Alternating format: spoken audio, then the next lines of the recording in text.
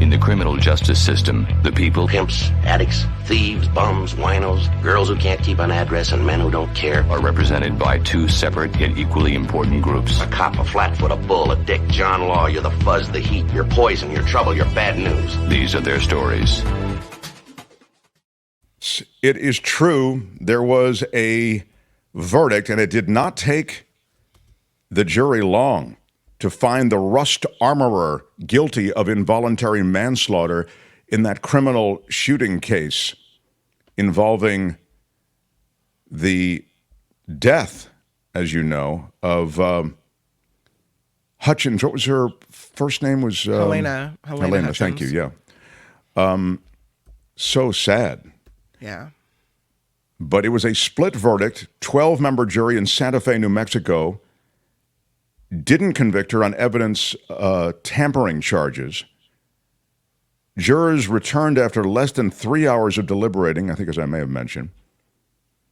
She, I believe her name is Gutierrez, right? Hannah Gutierrez Reed. Right. She's been found guilty of involuntary manslaughter, again, in the accidental shooting death of the cinematographer Helena Hutchins, right? Yeah, Hutchins. Helena Hutchins. The top prison term she can receive is 18 months. It happened. What was she ahead. found guilty of? It was involuntary manslaughter? Right. Yeah. Yeah. So she's remanded into custody. You see a picture of her being remanded into custody now after the verdict was read. They said she's responsible for bringing the live rounds onto the set. Yeah. And there were only supposed to be rounds that were ineffective, that didn't work, that were fake, whatever. And, why there were actually live rounds on the set of that movie, that's what she's blamed for. Yeah.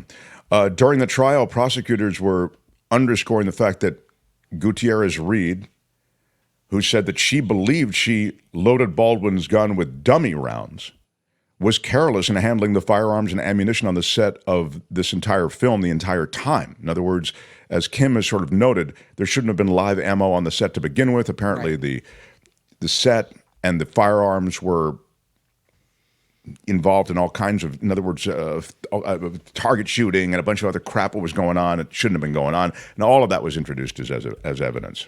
But does she seem like kind of a scapegoat in this whole thing?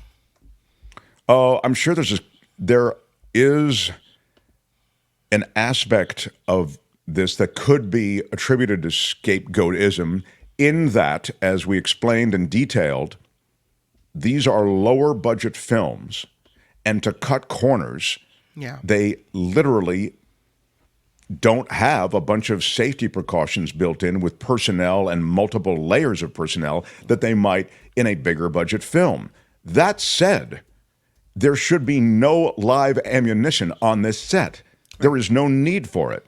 And so both can be true, that it is low budget and should have been handled more responsibly, maybe with multiple layers, but also she is only on that set to handle the weapons. That's what the armorer does. And so her negligence, in effect, I think makes her on some level culpable, Now, Alec Baldwin is going to be involved in this case, too. He'll be charged and recharged with involuntary manslaughter. He was recharged already, but now he'll actually go through a trial. It'll happen in July. He's pleaded not guilty. He faces 18 months in prison if convicted. So you have to ask yourself,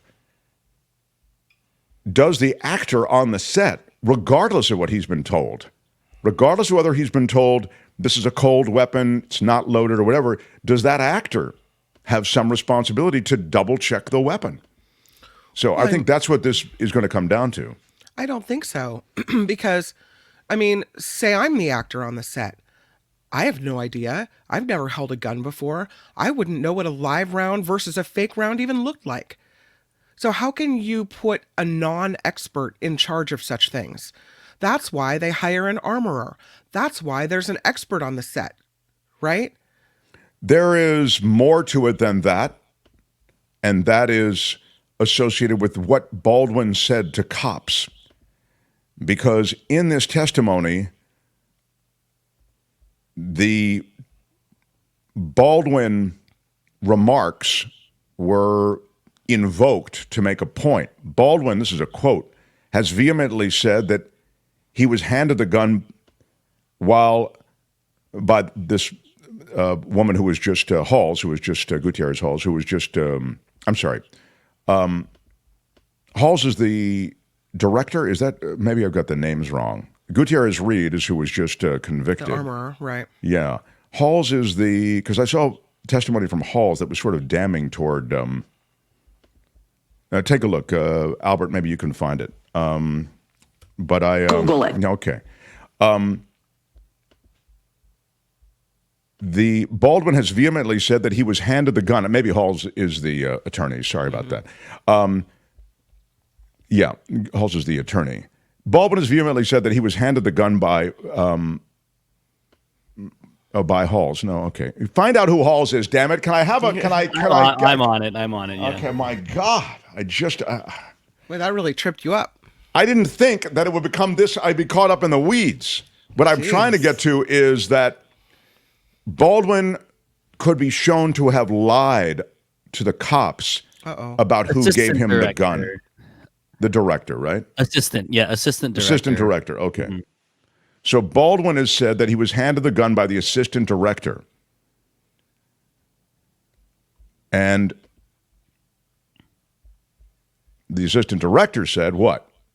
No, that woman, Gutierrez Reed, who was just found guilty, she handed the gun to Baldwin. So it would mean that Baldwin lied.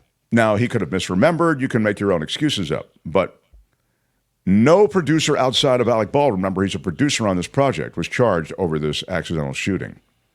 So last year, these producers settled a citation from a New Mexico safety agency for a lot of violations for safety protocols. And they negotiated a reduced penalty of $100,000. Anyway, this is a big story, and I think it also kicks open the door for Baldwin to be found guilty as well. That is something I'm going to ask David Katz about. Mm-hmm. Now, to what I think is a sign of the times. In New York, the National Guard and state police will patrol the subways and they'll check bags. What? Yeah. The governor of the state of New York, amid a series of violent crimes on the subway, said she's going to deploy 1,000 members of the state police and National Guard to the transit system in New York. The transit system is operated by the Metropolitan Transit Authority. It's a state agency. And the governor has said, Kathy Hochul has said, we need commuters to feel safe. I mean, this is a sophisticated, maybe one of the most sophisticated transit systems in the country. But, you know, you've got a city in New York that's got a rebound from the pandemic, and they've got people coming back to work and now crowding onto these subway cars, and they have to feel safe. So the idea is there's a large police presence already in the subways, but now you would have additional law enforcement in those subways. There has been a 45% spike in major crimes in January compared with the same time last year. But this is random bag checks. I mean, anybody could be on the subway and they could walk up to you and say, ma'am, can I see what's in your purse? I mean, what? Isn't that what's going on here? Well, not anyone can do that. They have to be National Guard and state police. Yeah, but they could walk up to anyone and say, show me what you got. Yeah, they can check bags for weapons. Yes, that's right. And you're saying that is almost like a stop and frisk thing? You have a problem with that? Yeah, I think so. I mean, on one hand, I want there to be safety for people. Maybe they should do a bag check for everyone on the way in, like an NFL game. They can't do that because of the obvious slowing down of the process of people getting on the trains. You know? Then it becomes someone like me. You're not going to look in my bag.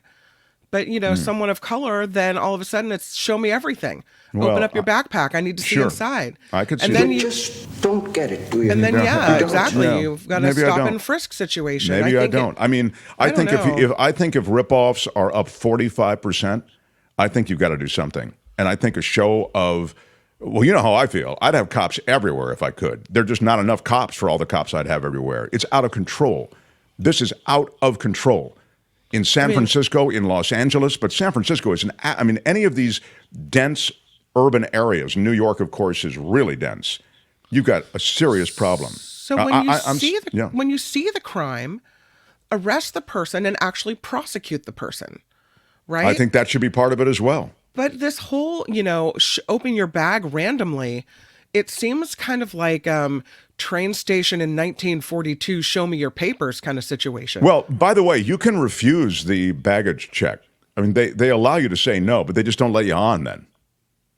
That's the thing. And it's unclear how long this will last. I'm not saying it's a perfect system, and maybe it's not even the best system, but they need to do something. What would be your suggestion?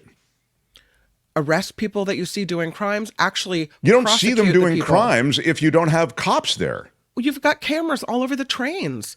Cameras, well, they need to be monitored by someone. Well, don't have cameras all over the train. If you have all these National Guards being deployed, then put them on the trains to watch for things like security guards. Well, they're going to have a presence as people get on the trains, but they are, and they're going to be, I'm guessing they're going to be randomized bag checks. They're not going to be associated with profiling. That's my guess.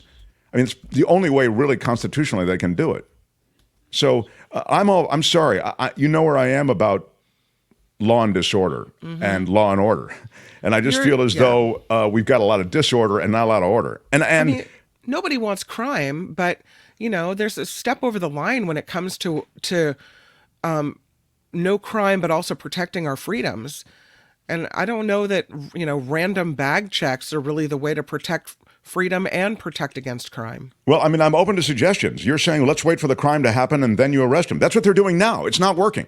It's up 45%. Would you get on the subway? And would absolutely you? Not. No. Would you bring your? Well, then, I mean, come on. No. I mean, you've got a, as I've suggested, a sophisticated transportation system that needs a fix. People are not safe. What do? You flood the zone with people who are in a position to discourage criminals. And I think that presence will do it.